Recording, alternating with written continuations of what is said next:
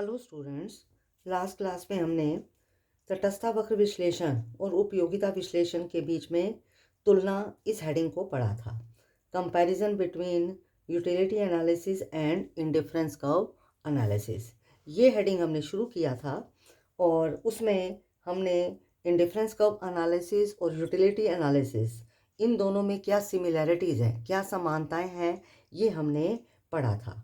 आपको मैंने बताया था कि एग्ज़ाम में क्वेश्चन आ जाता है कि कंपैरिजन के ऊपर क्वेश्चन इस तरीके से आता है कि तटस्थता वक्र विश्लेषण उपयोगिता विश्लेषण का एक सुधरा हुआ रूप है। ये विचार हिग्स के हैं, लेकिन रॉबर्टसन का ये विचार है कि तटस्थता वक्र विश्लेषण नई बोतल में पुरानी शराब की तरह है, old wine in a new bottle. इस कथन की व्याख्या करें तो अगर ये क्वेश्चन आ जाता है कि तटस्थता वक्र विश्लेषण उपयोगिता विश्लेषण का सुधरा हुआ रूप ना होकर यह केवल नई बोतल में पुरानी शराब की तरह है, it is an old wine in a new बोतल, अगर ये क्वेश्चन आ जाता है तो हमने उपयोगिता विश्लेषण और तटस्थता वक्र विश्लेषण के बीच में कंपैरिजन को लिखना है। कंपैरिजन का मतलब है इनमें क्या सिमिलैरिटीज़ हैं, इनमें क्या डिफरेंसेस हैं, इसको हमने लिखना है। तो इन दोनों में क्या सिमिलैरिटीज़ हैं, ये हमने लास्ट क्लास में पढ़ा था। आज हम पढ़ेंगे कि इन दोनों में आज हम पढ़ेंगे कि तटस्थता वक्र विश्लेषण उपयोगिता विश्लेषण से किस प्रकार से सुपीरियर है। ये हम आज हेडिंग पढ़ेंगे। तो तटस्थता वक्र विश्लेषण उपयोगिता विश्लेषण से किस तरह से सुपीरियर है, इसमें पहला पॉइंट आता है तटस्थता वक्र विश्लेषण अधिक वास्तविक है। Indifference curve analysis is more realistic. Indifference curve analysis को अधिक वास्तविक क्यों कहा जाता है? क्योंकि जो इंडिफरेंस कर्व एनालिसिस है ये उपयोगिता का गणनावाचक माप नहीं करता, उपयोगिता को संख्याओं में, नंबर में नहीं मापता। ये उपयोगिता का केवल क्रमवाचक माप करता है, यानी कि ये उपयोगिता की ऑर्डिनल यूटिलिटी, इसका क्रमवाचक माप करता है, इसकी ऑर्डिनल यूटिलिटी बताता है कि हम उपयोगिता को केवल संख्याओं में नहीं माप सकते, हम इसको प्राथमिकताओं में बता सकते हैं कि किस वस्तु का उपभोग करके हमें ज़्यादा उपयोगिता मिली, किस वस्तु का उपभोग करके कम उपयोगिता मिली। तो इस वजह से तटस्थता वक्र को उपयोगिता विश्लेषण से अधिक वास्तविक माना जाता है। ऑर्डिनल यूटिलिटी का मतलब क्या होता है? जैसे मान लो हम चपाती का उपभोग कर रहे हैं, पहली चपाती का उपभोग किया, दूसरी चपाती का उपभोग किया, तीसरी चपाती का उपभोग किया, चौथी चपाती का उपभोग किया। तो जिस चपाती का उपभोग करके हमें ज़्यादा उपयोगिता मिलती है उसको प्रथम नंबर दे दिया, इसको प्रथम नंबर दे दिया, ये फर्स्ट हो गया। जिस चपाती का उपभोग करके हमें उससे कम उपयोगिता मिली उसको सेकंड नंबर दे दिया। फिर उसके बाद तीसरी चपाती को हमने थर्ड नंबर दे दिया, चौथी चपाती को हमने फोर्थ नंबर दे दिया। यानी कि प्राथमिकताओं का क्रम बताता है, ये किसी वस्तु से मिलने वाली उपयोगिता को संख्याओं में नहीं मापता। जबकि यूटिलिटी एनालिसिस ने संख्या में मापा था। कैसे मापा था कि पहली चपाती का उपभोग किया, मान लो 5 उपयोगिता मिली, दूसरी से 4 मिली है, तीसरे से 3 मिली है, चौथी से 2 मिली है, फिर इसका टोटल कर दिया था हमने। लेकिन जो तटस्थता वक्र विश्लेषण है ये उपयोगिता को जोड़ता नहीं है, वो तो केवल उसको प्राथमिकताओं के क्रम में बताता है। इसलिए तटस्थता वक्र विश्लेषण को उपयोगिता विश्लेषण की तुलना में अधिक वास्तविक, रियल माना जाता है। दूसरा, किस तरह से इंडिफरेंस कर्व एनालिसिस बेटर है? स्वतंत्र उपयोगिता की मान्यता से मुक्ति, free from the assumption of independent utility. ये जो इंडिफरेंस कर्व एनालिसिस है ये इस एजम्पशन को नहीं लेता कि एक वस्तु से मिलने वाली उपयोगिता दूसरे वस्तु से स्वतंत्र होती है। इंडिफरेंस कर्व एनालिसिस ये मान के चलता है कि हर वस्तु से मिलने वाली उपयोगिता दूसरी वस्तु को प्रभावित करती है। यूटिलिटी, हर वस्तु से मिलने वाली यूटिलिटी इंडिपेंडेंट नहीं होती। ये इस मान्यता के ऊपर इंडिफरेंस का एनालिसिस बेस्ड है, इसलिए इसको बेटर माना जाता है। तीसरा है मुद्रा की सीमांत उपयोगिता, marginal utility of money. Indifference curve analysis ये मान के चलता है कि जो मुद्रा से मिलने वाली सीमांत उपयोगिता है, मुद्रा की सीमांत उपयोगिता जो है वो स्थिर रहती है। यूटिलिटी एनालिसिस ये मान के चलता है कि मुद्रा की सीमांत उपयोगिता marginal utility of money constant रहती है। लेकिन जो इंडिफरेंस कर्व एनालिसिस है वो ये कहता है कि मुद्रा की सीमांत उपयोगिता कांस्टेंट नहीं रहती, ये बदलती रहती है। तो इस एजम्पशन को भी इंडिफरेंस कर्व एनालिसिस नहीं लेता है। नेक्स्ट हमारा सुपीरियरिटी का पॉइंट आता है, आय और प्रतिस्थापन प्रभाव का अलग करना, separation of income and substitution effect. ये जो इंडिफरेंस कर्व एनालिसिस है ये प्राइस इफेक्ट में कितना इनकम इफेक्ट है, कितना सब्सटीट्यूशन इफेक्ट है उसको अलग करता है। लेकिन यूटिलिटी एनालिसिस प्राइस इफेक्ट में कितना इनकम इफेक्ट है, कितना सब्सटीट्यूशन इफेक्ट है, इसको अलग नहीं करता है। नेक्स्ट पॉइंट आता है गिफन पैराडॉक्स। जो इंडिफरेंस कर्व एनालिसिस है ये गिफन विरोधाभास की व्याख्या करता है, गिफन पैराडॉक्स की व्याख्या करता है। यानी कि इंडिफरेंस कर्व एनालिसिस यह बताता है कि गिफन वस्तुओं की स्थिति में, गिफन वस्तुओं की स्थिति में कीमत बढ़ने पर इसकी मांग क्यों बढ़ जाती है, ये व्याख्या इंडिफरेंस कर्व एनालिसिस करता है। जबकि यूटिलिटी एनालिसिस इस गिफन विरोधाभास की व्याख्या नहीं करता कि गिफन वस्तुओं की स्थिति में कीमत बढ़ने पर इनकी मांग क्यों बढ़ जाती है, जबकि इंडिफरेंस कर्व एनालिसिस इसकी व्याख्या करता है। नेक्स्ट इसमें पॉइंट सुपीरियरिटी का आता है, कल्याण का अनुमान, एस्टिमेशन ऑफ वेलफेयर। जो इंडिफरेंस कर्व एनालिसिस है ये वस्तु की कीमत में होने वाले परिवर्तन का उपभोक्ता के कल्याण के ऊपर क्या प्रभाव पड़ता है। कल्याण का अनुमान यानी कि वस्तु की कीमत में होने वाले परिवर्तन का उपभोक्ता के कल्याण के ऊपर क्या प्रभाव पड़ता है, इंडिफरेंस कर्व एनालिसिस उसको मेजर करता है, जबकि यूटिलिटी एनालिसिस उसको मेजर नहीं करता है। इंडिफरेंस कर्व एनालिसिस कैसे मेजर करता है, इंडिफरेंस कर्व एनालिसिस हमें ये बताता है कि अगर कीमत में परिवर्तन होने से उपभोक्ता ऊंचे इंडिफरेंस कर्व पे पहुंच गया तो इसका मतलब उसके कल्याण में वृद्धि हो रही है। अगर कीमत में परिवर्तन होने से वो नीचे इंडिफरेंस कर्व पे पहुंच गया, इसका मतलब उसके कल्याण में कमी हो रही है। जबकि यूटिलिटी एनालिसिस नहीं बताता कि कल्याण में वृद्धि हो रही है, कीमत परिवर्तन का उपभोक्ता के कल्याण के ऊपर क्या प्रभाव पड़ रहा है, कल्याण बढ़ रहा है या कम हो रहा है, यूटिलिटी एनालिसिस नहीं बताता। तो ये इन पॉइंट्स को लेकर indifference curve analysis utility analysis से बेटर माने जाते हैं। कंप्लीट हो गया ये। नेक्स्ट हेडिंग हमने पढ़ना है तटस्था वक्र विश्लेषण के उपयोग, uses of indifference curve analysis. Indifference curve analysis के क्या क्या उपयोग हैं, क्या क्या इसके महत्व हैं, ये भी पूछ लिया जाता है एग्जाम में।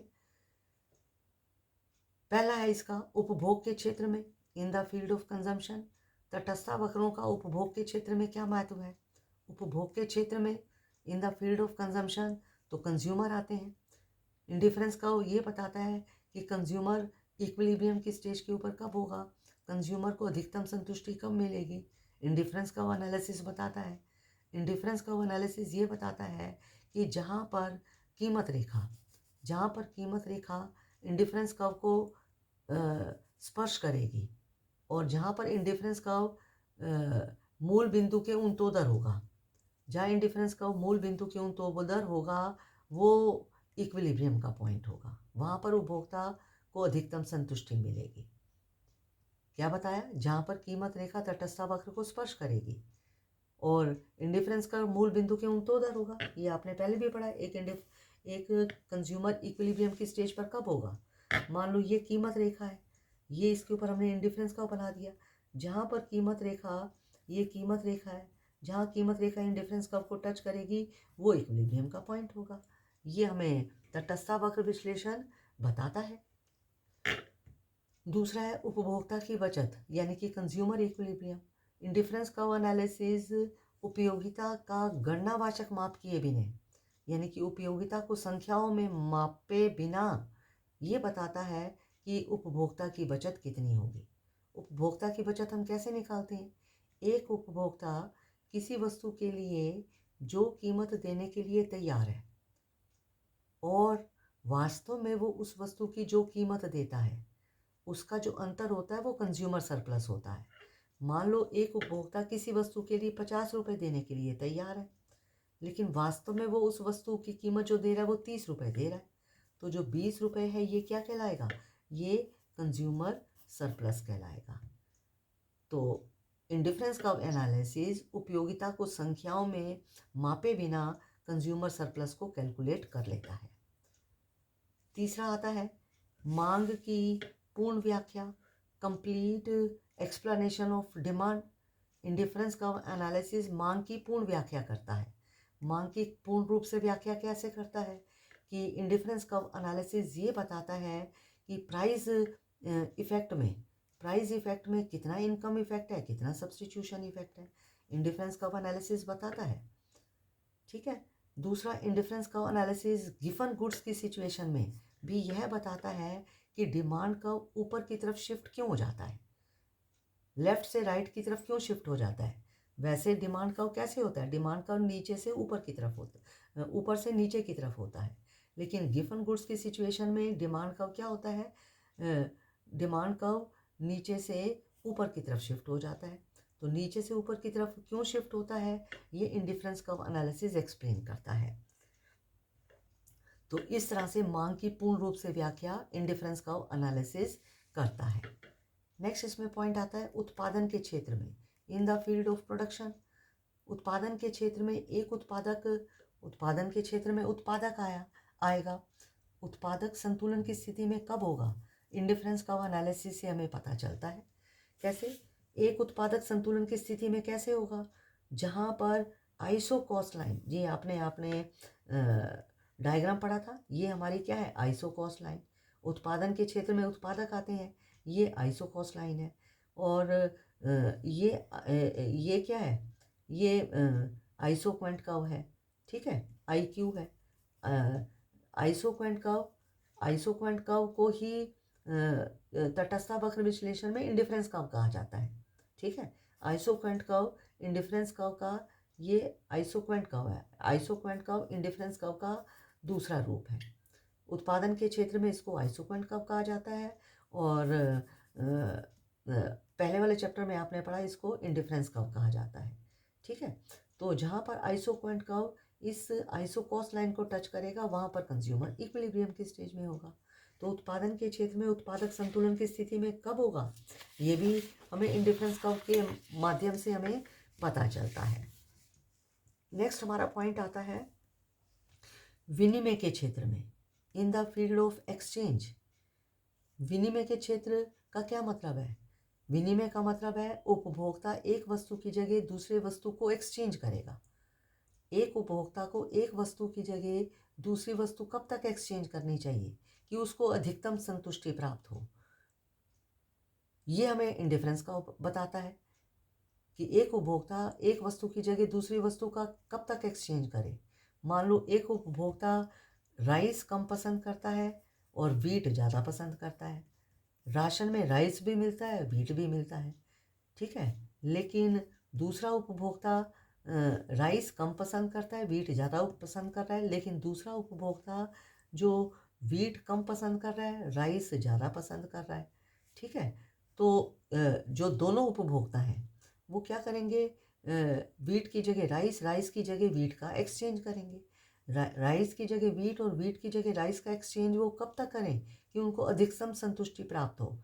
इंडिफरेंस कर्व एनालिसिस हमें ये बताता है कि जब दोनों वस्तुओं से मिलने वाली मार्जिनल रेट ऑफ सब्स्टिट्यूशन, सीमांत प्रतिस्थापन की दर, दोनों वस्तु एक्स वाई, यानी कि एक राइस मान लिया एक वीट मान लिया, दोनों वस्तुओं से मिलने वाली सीमांत प्रतिस्थापन की दर बराबर हो जाएगी तो उपभोक्ता को अधिकतम संतुष्टि प्राप्त होगी।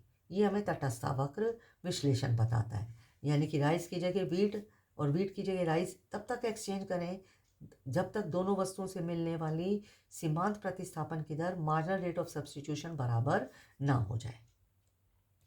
ठीक है, नेक्स्ट आता है वितरण के क्षेत्र में, in the field of distribution.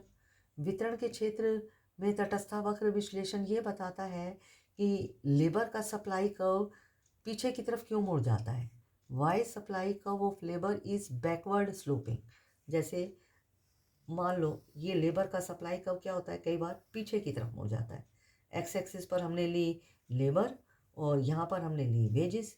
तो लेबर का यानी कि अभी मान लो इतने वर्कर काम कर रहे हैं, उसको वेजेस इतनी मिल रही है, लेकिन कई बार क्या होता है कि वर्कर को अब देखो वेजेस ज़्यादा मिल रही हैं, वेजेस ज़्यादा होगी, OW से OW1 वेजेस मिलती, लेकिन अब वर्कर पहले से कम काम कर रहे हैं, ठीक है, पहले ON काम कर रहे थे, अब ON1 काम कर रहे हैं, यानी कि पहले से कम वर्कर काम कर रहे हैं। तो वितरण के क्षेत्र में इंडिफरेंस कर्व एनालिसिस ये बताता है कि लेबर का सप्लाई कर्व पीछे की तरफ, लेबर का सप्लाई कर्व पीछे की तरफ क्यों मुड़ जाता है।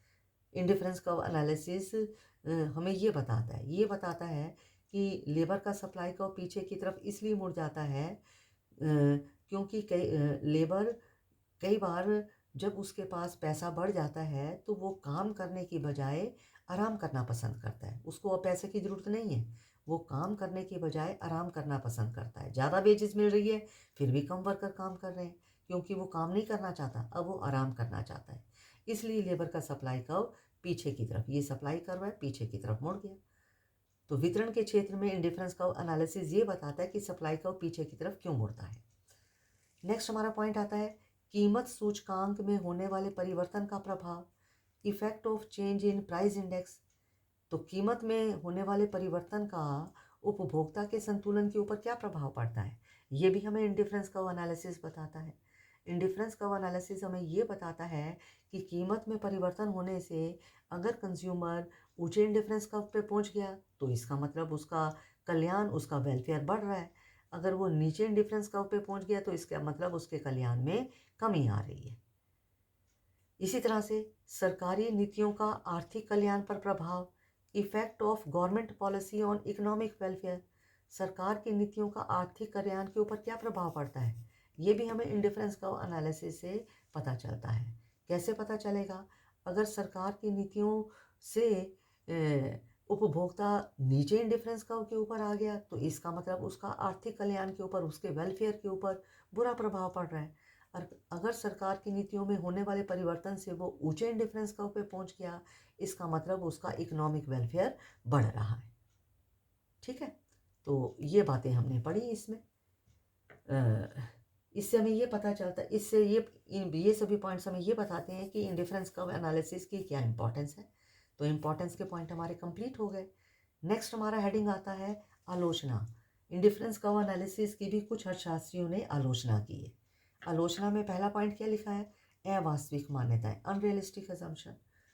तो जो अर्थशास्त्री इंडिफरेंस कर्व एनालिसिस की आलोचना करते हैं वो कहते हैं कि ये जो इंडिफरेंस कर्व एनालिसिस है ये जो है ये अवास्तविक मान्यताओं के ऊपर आधारित है। ठीक है, किस तरह से अवास्तविक मान्यताओं के ऊपर आधारित है, तो क्योंकि इंडिफरेंस कर्व एनालिसिस ये मान के चलता है कि उपभोक्ता कंप्यूटर के समान है, यानी कि वो किसी भी वस्तु का उपभोग करने से पहले ये देखता है कि उस वस्तु से उसको कितनी संतुष्टि मिल रही है। लेकिन वास्तव में उपभोक्ता किसी भी वस्तु का उपभोग करते समय ये नहीं देखता कि कौन सी वस्तु उसको ज़्यादा संतुष्टि दे रही है, कौन सी वस्तु कम संतुष्टि दे रही है।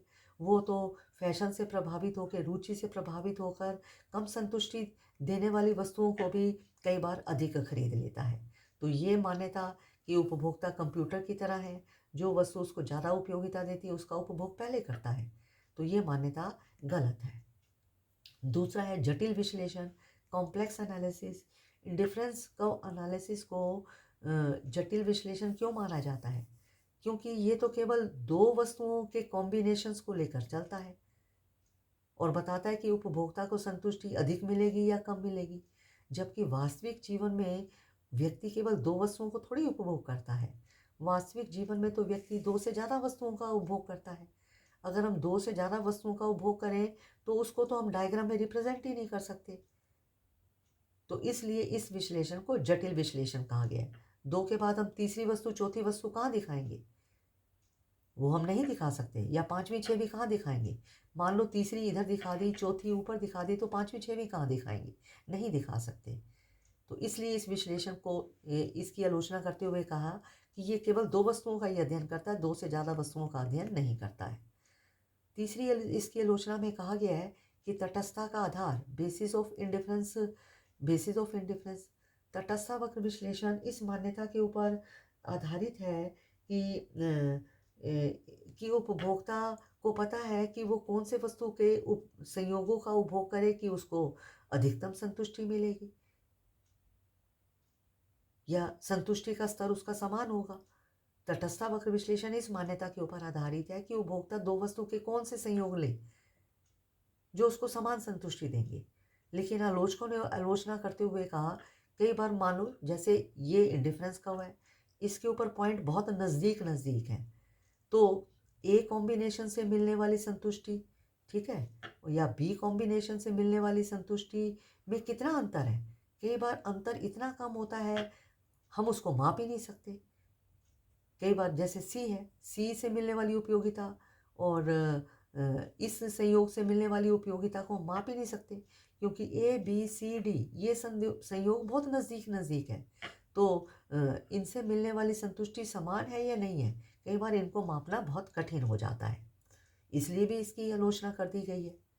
नेक्स्ट पॉइंट हमारे आलोचना का आता है उनतोदरता यानी कि कन्वेक्सिटी, यानी कि इंडिफरेंस कर्व एनालिसिस इस एजम्पशन के ऊपर बेस्ड है कि जो तटस्थ वक्र है वो मूल बिंदु के उनतोदर होते हैं। लेकिन वास्तविक जीवन में ऐसा जरूरी नहीं है। मूल बिंदु के उनतोदर होने का मतलब है ये इंडिफरेंस कर्व एनालिसिस है, ये मूल बिंदु है उसके उनतोदर होते हैं। उनतोदर होने का मतलब है कि एक वस्तु की मात्रा को बढ़ाने के लिए दूसरी वस्तु की मात्रा को कम करेगा। जैसे ए की मात्रा को बढ़ाने के लिए बी की मात्रा कम कर रहा है, फिर ए की मात्रा को बढ़ाने के लिए बी की मात्रा कम कर रहा है। यानी कि तटस्थ वक्र जो मूल बिंदु के उनतोदर हैं, कन्वेक्स हैं, ये किस एजम्पशन के ऊपर बेस्ड है, ये घटती सीमांत प्रतिस्थापन की दर की मान्यता के ऊपर आधारित है। लेकिन हमेशा जरूरी नहीं कि उपभोक्ता एक वस्तु की मात्रा को बढ़ा रहा है तो वो दूसरी वस्तु की मात्रा को कम करे। ऐसा जरूरी नहीं है कि हर परिस्थितियों में हो। तो ये जो तटस्थ वक्र मूल बिंदु के उनतोदर होंगे यानी कि तटस्थ वक्र घटती सीमांत प्रतिस्थापन की दर के ऊपर आधारित है। आलोचकों ने इसकी भी आलोचना कर दी। ये जरूरी नहीं कि एक वस्तु की मात्रा बढ़ेगी तो दूसरे की कम होगी, आलोचकों का ये कहना है। नेक्स्ट है नई बोतल में पुरानी शराब, old wine in a new बोतल। इसका मतलब ये है कि जो तटस्थ वक्र विश्लेषण है उसकी आलोचना करते हुए आलोचकों ने कहा कि ये नई बोतल में पुरानी शराब की तरह है। यानी कि बात तो पुरानी है लेकिन उसको नए तरीके से कह दिया गया है। कैसे? तटस्थ वक्र विश्लेषण ने घटती सीमांत प्रतिस्थापन दर का प्रयोग किया, उपयोगिता विश्लेषण ने घटती सीमांत उपयोगिता शब्द का प्रयोग किया। तो अंतर क्या है? घटती सीमांत उपयोगिता की जगह घटती सीमांत प्रतिस्थापन की दर का प्रयोग कर दिया। उपयोगिता विश्लेषण ने क्या लिया था? उपयोगिता विश्लेषण किसी वस्तु से मिलने वाली संख्याओं का गणनावाचक माप कर सकता है। ये मानता है कि हम वस्तु से मिलने वाली उपयोगिता को संख्याओं में माप सकते हैं, 1, 2, 3, 4। लेकिन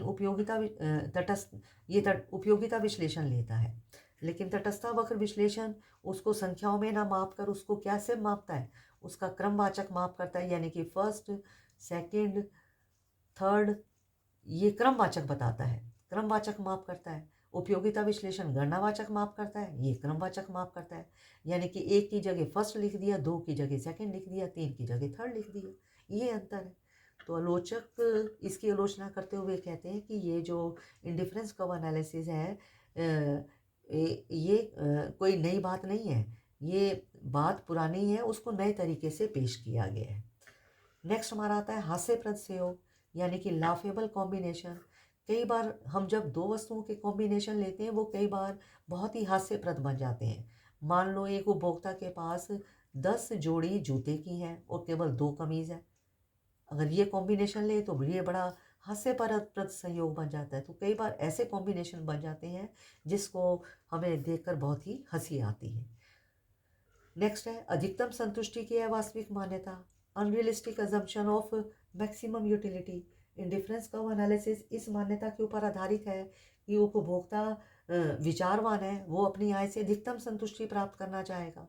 लेकिन वास्तविक जीवन में ऐसा नहीं होता कि एक उपभोक्ता अपनी आय को खर्च करते समय देखे कि कौन सी वस्तु उसको अधिक संतुष्टि दे रही है और उसी का उपभोग करे। कई बार उपभोक्ता रीति रिवाज फैशन से प्रभावित होकर कम संतुष्टि वाली वस्तुएं भी खरीद लेता है।